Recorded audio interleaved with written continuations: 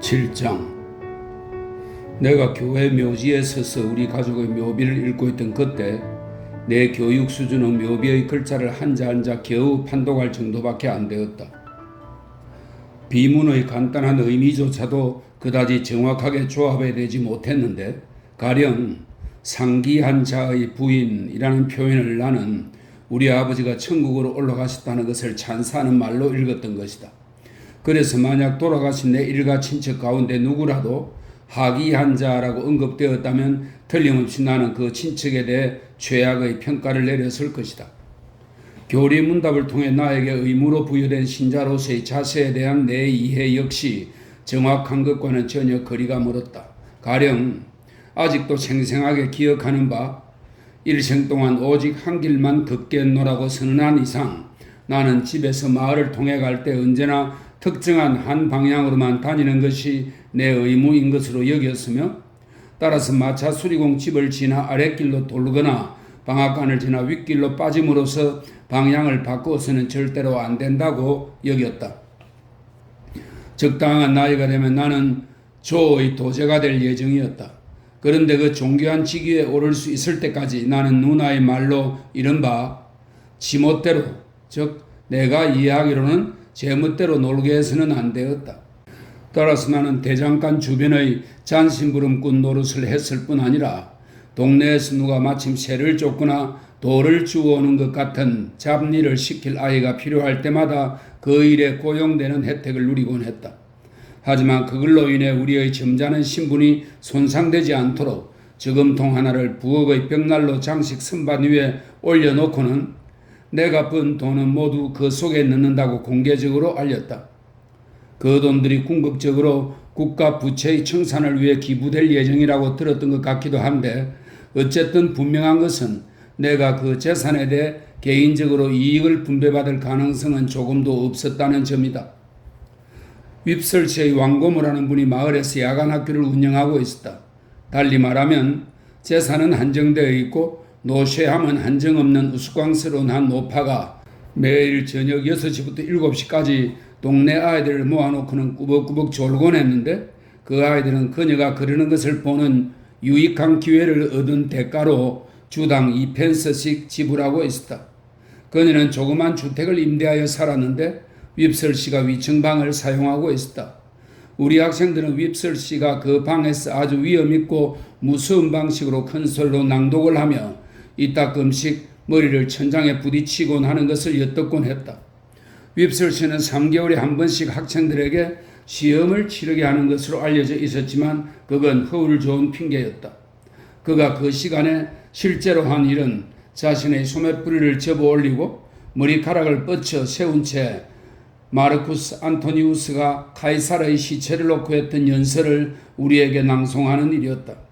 그러고 난 뒤에는 항상 콜린스의 격정에 붙이는 시 낭송이 이어졌는데 이 중 복수의 화신이 피 묻은 칼을 벼락같이 소리치며 내던지고는 사람을 얼어붙게 하는 표정으로 전쟁을 선포하는 나팔을 집어드는 장면을 낭송할 때의 윕설시의 모습이 나에겐 특히 존경스럽게 보였다. 물론 이것은 그 당시의 느낌으로 훗날 내가 성장하고 나서는 달라졌는데 격정의 세계를 내가 실제로 경험하고 나서 콜린스와 윕설의 묘사와 비교했을 때 이 두 신사는 나에게서 꽤 불리한 평가를 받고 말았던 것이다. 윕설시의 왕고모는 이 교육기관 외에 자그마한 잡화점도 바로 그 방에서 운영했다. 그녀는 가게에 어떤 물건이 들어와 있는지 그리고 그것들의 가격은 얼마인지 전혀 알지 못했다. 다만 기름때 묻은 조그만 장부 같은 것 하나가 서랍 속에 보관되어 있었는데 그것이 가격 목록의 중대한 역할을 했고 그 목록의 신성한 지시에 따라 비디가 가게의 모든 거래를 처리했다. 비디는 윕설시의 왕고모의 손녀였다.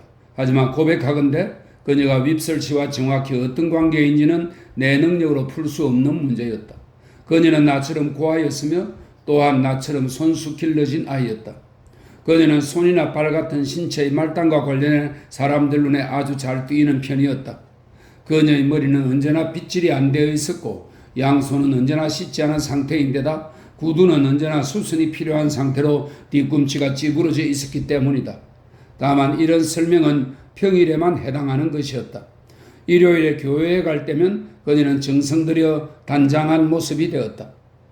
많은 부분 남의 도움 없이 혼자서 그리고 윗설 씨의 왕고모보다는 비리의 도움을 더 받아가며 나는 마치 가시나무 덤불이라도 헤쳐나가듯이 힘들게 알파벳을 깨우쳐 나간다.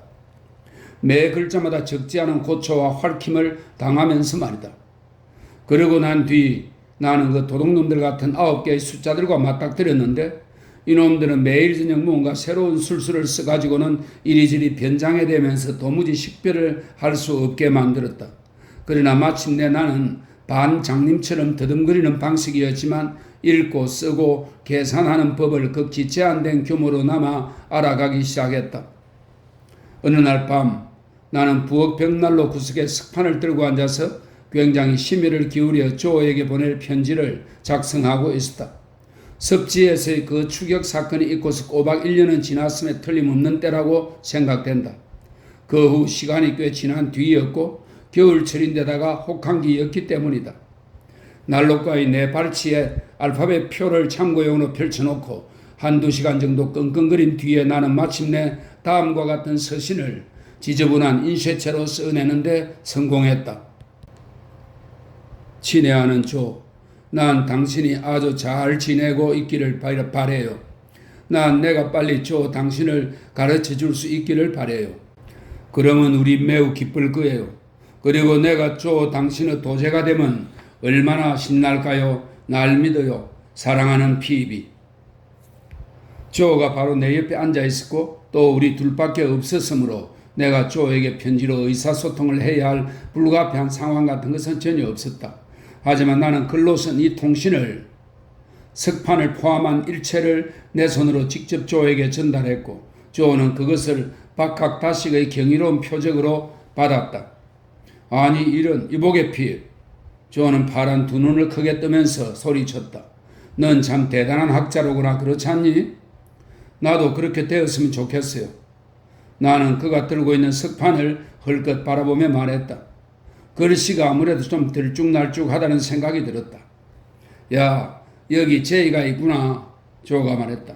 그리고 어디에나 들어갈 수 있는 O도 있구나. 그래, 여기 J하고 O가 있구나. J, O. 그래서 조가 되는구나. 나는 조가 이 단음절 단어 이상으로 무언가를 더 소리내어 읽는 걸 본 적이 없었다. 그리고 지난 일요일 교회에서는 내가 우연히 우리의 기도서를 거꾸로 들고 있었을 때 그것이 똑바로 들었을 때나 마찬가지로 조에게는 아무런 불편도 주지 않는다는 점을 알아차리기도 했다. 현재의 이 기회를 포착하여 조를 가르칠 때 내가 아주 기초부터 시작해야 할 것인지를 한번 알아보고 싶어서 나는 이렇게 말했다. 그렇군요. 하지만 나머지도 읽어보세요, 조. 나머지도 읽으라고, 응? 핍? 조는 말하면서 무언가를 찾는 듯한 시선으로 천천히 석판을 살펴봤다. 하나, 둘, 셋. 야, 여기 J가 3개 있고 O도 3개. 그래서 J, O가 즉 조가 3개나 있구나, 핍. 나는 조에게로 몸을 기울여 집게 손가락으로 짚어가며 그에게 편지 전체를 읽어주었다. 참으로 놀랍구나. 내가 읽기를 마치자 조는 말했다. 넌 정말 학자로구나. 가젤이란 이름은 어떻게 쓰지요, 조? 조심스레 은혜를 베푸는다는 태도로 나는 그에게 물었다. 내가 그걸 쓰는 경우는 전혀 없단다. 조가 말했다. 하지만 그런 경우가 있다고 가정한다면요? 그런 가정은 불가능하단다. 조가 말했다. 내가 그걸 읽기를 비상하게 좋아하긴 하지만 말이다. 그래요, 조? 그래, 비상하게 좋아한단다. 조는 말했다.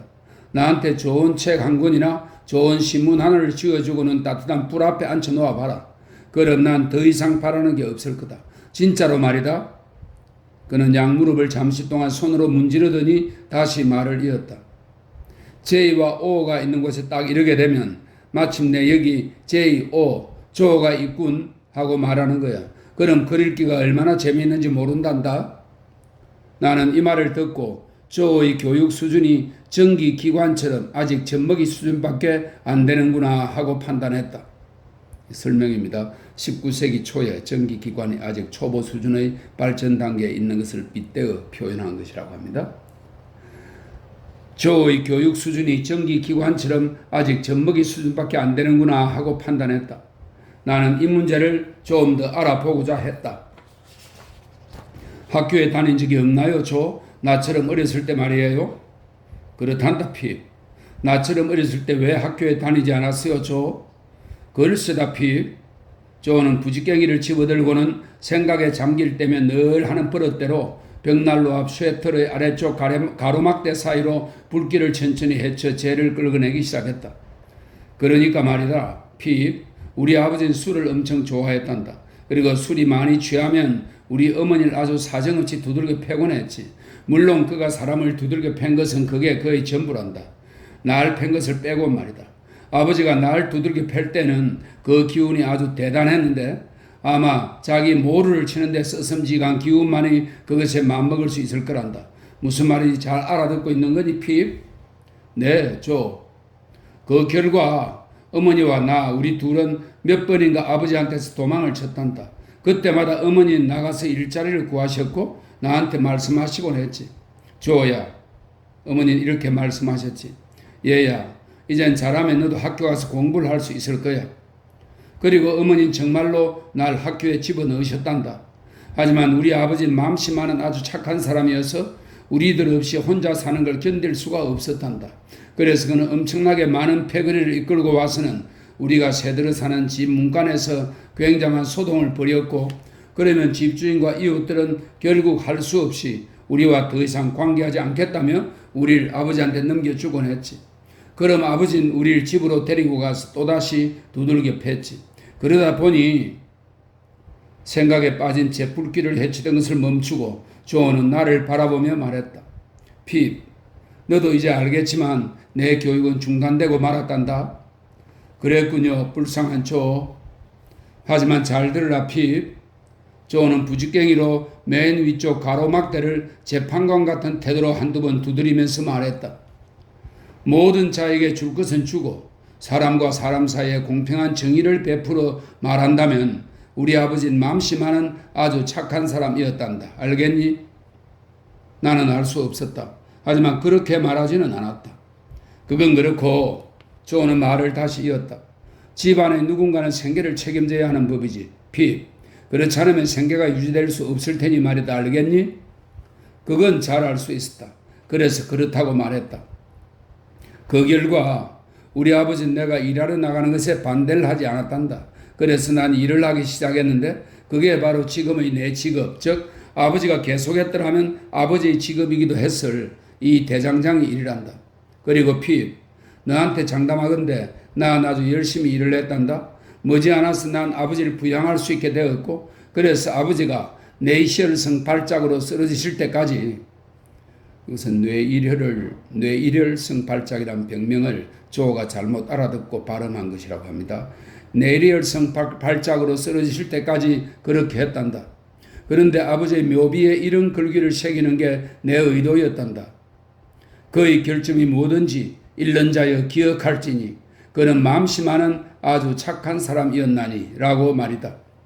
조는 이 이행시구를 자랑스러운 빛이 아주 역력하게 그리고 아주 조심스럽게 또박또박 낭송했다. 그래서 나는 그가 이 시구를 직접 지은 거냐고 물었다. 그래, 내가 직접 지은 거란다. 조는 말했다. 내가 말이다. 그것도 한순간에 지어낸 거란다. 마치 편자를 한 방에 쳐서 완전하게 만들어내는 것과도 같았지. 내 평생 그렇게 놀란 적은 결코 없단다. 내 머리로 지어냈다는 걸 믿을 수 없었지. 정말이지 그게 내 머리에서 나온 거라고는 도무지 믿기 어려웠단다. 어쨌든 핍, 내가 말한 것처럼 이 글귀를 아버지 머리맡에 새겨놓는 게 내 의도였단다. 하지만 시를 새기는 데는 돈이 들어. 글씨가 작든 크든 어떻게 새기든 상관없이 말이야. 그래서 그렇게 하지 못하고 말았지. 상여금 비용으로 들어갈 돈은 물론이고 절약할 수 있는 돈은 모두 어머니를 위해 남겨두어야 했단다. 어머니는 건강이 나빠서 거의 운신조차 못하는 상태였거든. 결국 오래전에 불쌍하신 어머니는 아버지의 뒤를 따랐고 마침내 어머니 몫의 영원한 평화를 맞이하게 되었지. 조의 파란 두 눈이 약간 축축해졌다. 그는 먼저 한쪽 눈을 그리고 이어 다른 쪽 눈을 차례로 비볐는데 부지깽이 끝의 둥근 손잡이를 아주 부자연스럽고 불편하게 비벼대는 희한한 방식이었다. 그 후 혼자 여기서 사는 게 외롭기만 했단다. 조는 말했다. 그러다 마침 너희 누나를 알게 되었지. 그런데 말이다 핍. 조는 마치 내가 그의 말에 동의하지 않을 거라는 걸 잘 알고 있다는 듯이 단호한 얼굴로 나를 바라봤다. 너희 누나는 풍채가 훌륭한 여자란다. 그것을 명백하게 의심하는 상태에서 나는 난로불을 바라보지 않을 수 없었다. 그 문제에 대해 집안 식구들이 어떻게 생각하든 또 세상 사람들이 어떻게 생각하든 간에 핍, 너희 누나 말이다. 그는 한마디 한마디 할 때마다 난로 맨 위쪽 가로막대를 부직갱이로 한 번씩 두드리며 말했다. 풍채가 훌륭한 여자란다. 나는 달리 더 좋은 말이 생각나지 않아서 이렇게 말했다. 그렇게 생각한다니까 기쁘네요, 조. 나도 그렇단다. 조는 내 말을 그대로 받아서 대답했다. 나도 내가 그렇게 생각해서 기쁘단다. 핍, 얼굴이 좀 빨갛기로 서니 또는 여기저기 뼈가 좀 튀어나왔다고 해서 그게 나한테 무슨 상관이 있단 말이냐? 나는 그에게 상관없는 것이라면 아무에게도 상관없는 것일 거라고 현명하게 대응해 주었다. 그렇고 말고 조는 그 말에 맞장구를 쳤다. 내 말이 바로 그 말이라네. 이보게, 자네 참 말 잘했네. 그건 그렇고 내가 너희 누나를 알게 되었을 때 그녀가 늘 손수 힘들게 키우고 있다는 건 마을의 화제거리였지. 너희 누나 마음이 참 착하기도 하다고 모든 사람들이 말했고 나도 모든 사람들과 함께 그렇다고 말했지. 너로 말하자면 조는 실로 무언가 아주 역겨운 것을 바라보는 듯한 표정을 얼굴에 띠면서 말을 이었다. 너가 그때 자신이 얼마나 조그맣고 비실비실하며 볼품없는 존재였는지를 알 수 있었다면 정말이지 넌 너 자신에 대해 참말로 경멸의 참 평가를 내렸을 것이다. 그다지 달갑게 들리는 말이 아니었던지라 나는 이렇게 말했다. 난 신경 쓰지 마세요, 조. 하지만 난 너에 대해 신경을 썼단다, 피. 조는 순박한 얼굴로 다정하게 대답했다. 누나에게 정식으로 교제를 청하고는 그녀가 대장간에 와서 같이 살 마음의 준비가 되는 대로 교회에서 혼인 절차를 발자고 제안하면서 나는 누나에게 이렇게 말했지. 그리고 말이오, 불쌍한 그 아이도 데리고 오시오. 불쌍한 그 애에게 하나님의 가호가 있기를. 난 너희 누나에게 말했단다. 그 애랑 같이 살 공간이 대장간엔 충분히 있다오. 나는 울음을 터뜨리며 신경 쓰지 말라고 했던 것에 대한 용서를 빌고는 조의 목을 꼭 끌어안았다. 조는 부직갱이를 내려놓고는 나를 껴안아주며 말했다. 우린 언제나 최고의 친구지. 그렇잖니 핍? 이보게 친구 울지 말게. 이러느라 이야기가 잠시 중단되었다가 조가 다시 말을 시작했다. 자, 이제 알겠지 핍? 바로 그렇게 해서 너와 내가 지금 이렇게 지내게 된 거란다. 대략 일이 그렇게 되어서 너와 내가 이렇게 지내게 된 거지. 그런데 말이다 핍, 너가 날 맡아서 글자를 가르쳐 줄 때, 그런데 미리 말해두지만 난 끔찍이도 우둔하단다. 정말 끔찍이도 우둔하지. 글자를 가르쳐 줄 때 조 부인이 우리를 잘 모르게 해야 한단다. 다시 말하면 우리 누나 몰래 공부를 해야만 한다는 거다. 왜 몰래 해야만 하냐고? 왜 그런지 내 말해주마 핍. 그는 부직갱이를 다시 집어들었다. 부직갱이 없이는 그는 아마 자신의 설명을 계속해서 진행할 수 없었을 거라고 나는 생각한다. 너희 누나는 지배를 좋아한단다. 누나가 정부에 주어졌다고요, 조? 나는 깜짝 놀라며 물었다. 왜냐하면 나는 조가 누나와 이혼하고는 그녀를 해군성이나 재무성 장관에게 넘겨주었는가 하는 막연한 생각이, 그리고 솔직히 덧붙이자면 그런 희망이 문득 들었기 때문이다. 아니, 누난 지배를 좋아한단다. 조는 말했다. 그게 무슨 말인가 하면 누난 너와 날 지배하기를 좋아한다는 뜻이지. 아, 네. 그래서 누난 집에 학자가 있는 걸 별로 좋아하지 않을 거다. 조는 말을 계속했다. 특히 내가 학자가 되는 걸 별로 좋아하지 않을 거야.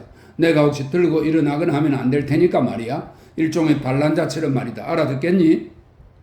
내가 질문으로 이를 반박할 셈으로 왜? 라고 막 말을 시작했을 때 조가 내 말을 가로막았다. 잠깐 기다리거라 핍. 난 너가 무슨 말을 하려는지 안다. 잠깐 기다리거라. 난 너희 누나가 가끔 무지막지한 몽골족처럼 우리를 지배한다는 걸 부정하지 않는다. 난 너희 누나가 사람을 거꾸로 패대기 친 다음 위에서 무겁게 내리접쳐 누르듯 우리를 마구 짓밟는다는 걸 부정하지 않는다. 솔직히 말해서 너희 누나가 길길이 날뛸 때 말이다 핍. 조는 목소리를 낮추고는 문간을 한번 헐끗 바라보더니 속삭이듯 말했다. 그럴 때 나도 너희 누나가 파괴적인 폭군이라는 걸 인정하지 않을 수 없었다.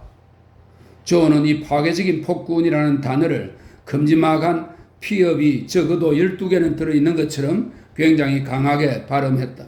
왜 내가 들고 일어나지 않냐고? 내가 너희 말을 가로막았을 때 하려던 말은 바로 그거였지, 핍? 네, 맞아요, 조. 글쎄, 조는 구레나룻을 어루만지기 위해 부지깽이를 왼손으로 바꾸어지며 말했다. 그가 그렇게 평온한 자세를 취할 때마다 나는 그를 이겨낼 희망이 없다는 것을 알았다. 너희 누나는 주도자란다, 주도자. 그게 어떤 사람인데요? 나는 혹시 그를 궁지에 몰아넣을 수 있지 않을까 하는 약간의 희망을 품으며 말했다. 하지만 조는 내가 기대했던 것보다 빨리 그 단어에 정의를 내릴 준비가 되어 있었는데 그는 나를 빤히 응시하면서 너희 누나 같은 사람이지 하고 순한 논법으로 대답함으로써 나를 완전히 좌절시켜버리고 말았다. 반면에 난 주도자가 아니란다. 조는 나를 응시하던 시선을 풀고 다시 구레나룻을 어루만지며 말을 이었다.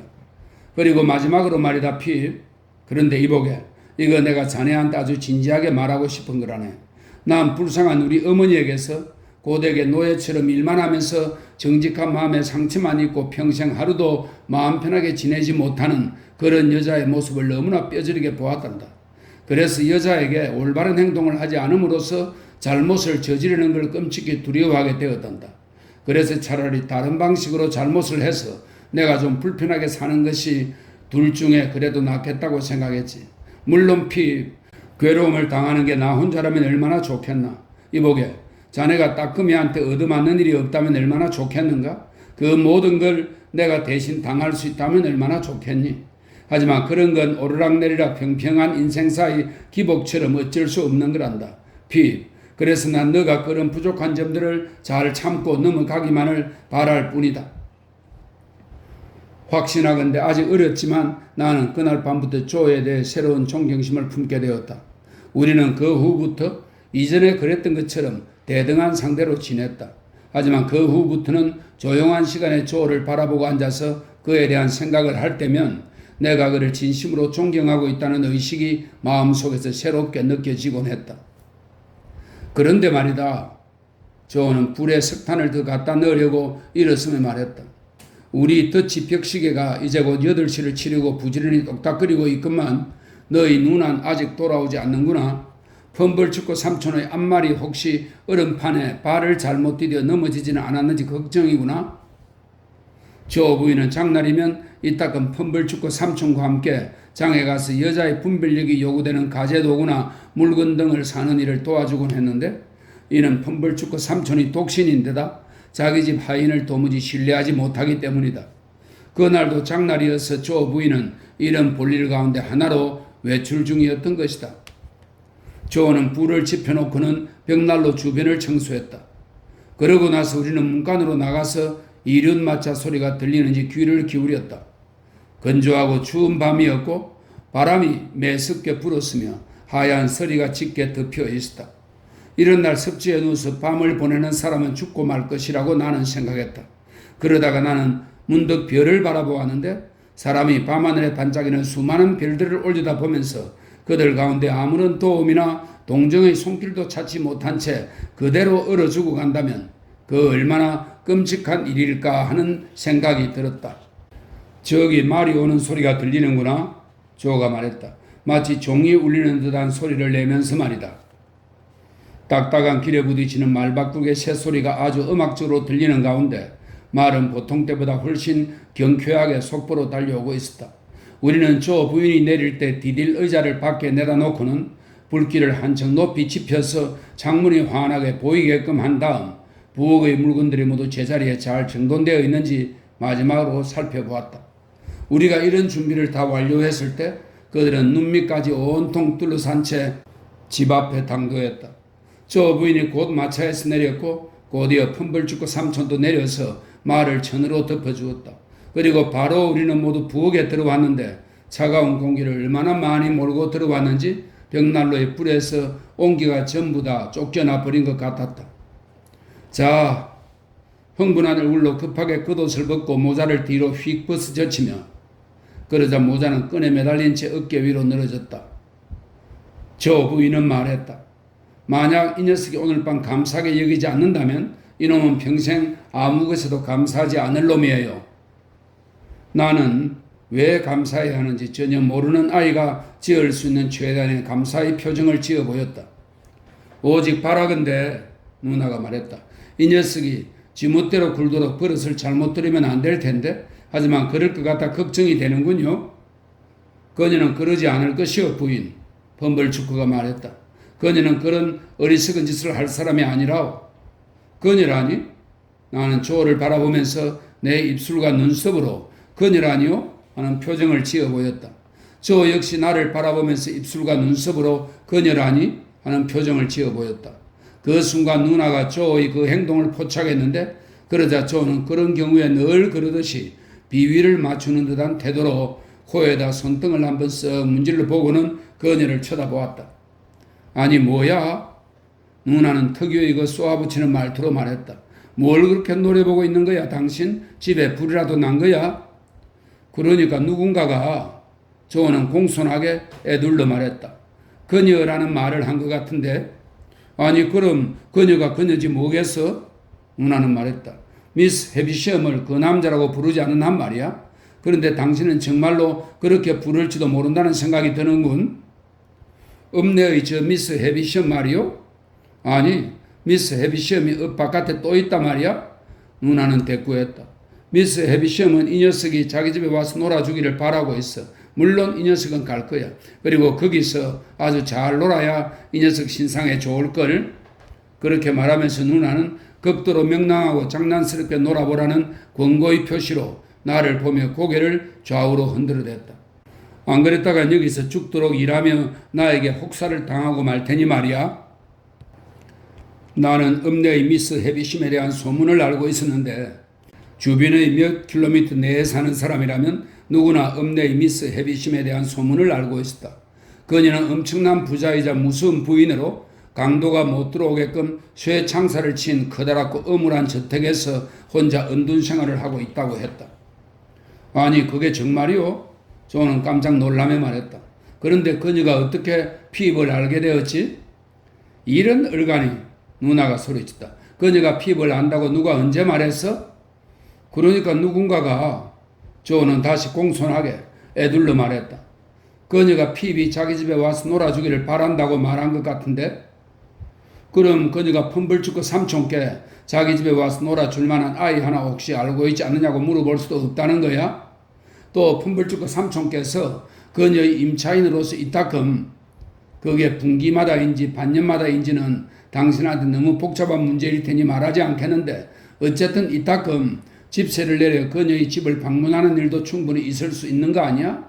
그리고 그런 때 그녀가 자기 집에 와서 놀아줄 만한 아이 하나 혹시 알고 있지 않냐고 펌벌죽고 삼촌께 물어볼 수도 있는 것 아니겠어? 그러자 펌벌죽고 삼촌께서 언제나 우리를 배려하고 생각해 주시는지라 물론 조셉 당신은 그렇게 생각하지 않을지도 모르지만 말이야. 누나는 이 말을 조가 세상에서 가장 무정한 조카이기라도 한 것처럼 더할 나위 없이 비난에 찬 어조로 말했다. 여기 이렇게 날뛰며 서 있는 이 녀석을 엄숙하게 맹세하건대 난 그 순간 전혀 날뛰고 있지 않았다. 이 녀석을 내가 바보처럼 자진해서 평생 노예 노릇을 하고 있는 바로 이 녀석을 그녀에게 언급할 수도 있지 않겠어? 훌륭한 대답이요 조 부인. 범벌축구 삼촌이 외쳤다. 아주 잘 말했어. 전곡을 찌르는 멋진 설명이었어. 정말 훌륭하오. 자 조셉 이제 사정이 어떻게 된 것인지 알겠지? 아니야 조셉. 누나는 여전히 비난에 찬 태도로 말했는데 그동안 조는 사지라도 하듯이 손등으로 코를 반복해서 문질러댔다. 당신은 그렇게 생각하지 않겠지만 아직 사정을 잘 모르고 있어. 당신은 이제 사정을 다 알았다고 생각할지 모르지만 조셉, 당신은 아직 잘 모르고 있어. 왜냐하면 당신이 모르는 사실이 있기 때문이지. 그건 바로 펌벌죽고 삼촌께서 이 녀석이 미스 해비시엄네 집에 감으로써 혹시 우리가 모르는 어떤 행운이 이 녀석한테 생길지도 모른다고 판단하셔서 오늘 밤 직접 삼촌의 이륜마차에 이 녀석을 태워 읍내로 데리고 가서는 댁에서 하룻밤 재워준 다음 내일 아침 미스 해비심의 집에 손수 데려다 주시겠노라고 자청하셨다는 사실이야. 그런데 맙소사, 내 정신 좀 봐. 누나는 갑자기 모자끈을 풀어던지며 절망이라도 한 듯이 외쳤다. 이 바보 맹꽁이들하고 쓸데없는 이야기나 하면서 이렇게 서 있다니. 펌벌죽고 삼촌께서 기다리고 계시고 문 밖에서는 말이 추위에 들고 있는데 말이야. 게다가 이 녀석은 머리카락 끝에서 발바닥까지 온통 시커먼 떼투성이 범벅인데 말이야. 그 말과 함께 누나는 마치 독수리가 어린 양을 덮치듯이 나에게 달려들었다. 곧 내 얼굴은 부엌의 개수대에 있는 나무 대야에 연달아 처박혔고 내 머리는 빗물통의 수도꼭지 아래에 연거푸 들이밀어졌다. 그래야 나는 비누질을 당하고 주물러지고 수건으로 닦이고 탁탁 후려쳐지고 덕덕 쓰레질 당하고 빡빡 문질러졌는데 그 고통이란 정말이지 거의 완전히 정신을 잃고 말 지경이었다. 이 자리를 빌려 말하건대 나는 결혼 반지가 인간의 얼굴 위를 사정없이 문질러 댈 때 생기는 그 우둘두둘한 마찰의 영향을 나보다 더 잘 알고 있는 사람은 이 세상에 아무도 없다고 자부하는 바다. 내 세정식이 완료되었을 때 누나는 마치 어린 참여자에게 거친 마포를 입히듯이 나에게 제일 빳빳한 감의 깨끗한 속옷을 입혔고 이어 내가 가진 양복 중 가장 꽉 쬐고 소름 끼치는 옷으로 나를 포박하듯 동염했다. 그러고 난 뒤 나는 펌벌주커 씨의 손에 넘겨졌는데 그는 마치 치안 행정관이라도 된 것처럼 격식을 차려 나를 인계받았으며 이어 내가 빤히 짐작하고 있는 대로 그동안 내내 말하고 싶어 죽을 지경이었던 예의 그 연설을 나한테 발사했다. 꼬마야, 언제나 너희 모든 친척들에게 감사하는 마음을 지니거라. 특히 늘 손수 길러준 분들께 감사해야 하느니라. 다녀올게요, 조. 하나님의 가호를 빈다, 핍. 이보게. 나는 그 이전에 조와 한 번도 떨어져 본 적이 없었다. 그래서 복받치는 감정이란 눈가에 스며든 비누 거품 등으로 인해 이륜마차에서 처음 한동안은 별이 내 눈에 전혀 들어오지 않았다. 그러나 얼마 후 반짝이는 별들이 하나씩 보이기 시작했다. 하지만 그 별들은 내가 도대체 왜 미스 해비심의 집에 놀러 가는지 그리고 내가 거기서 도대체 무엇을 하며 놀아야 할 것인지 등의 문제에 대해서는 아무런 빛도 밝혀주지 않았다.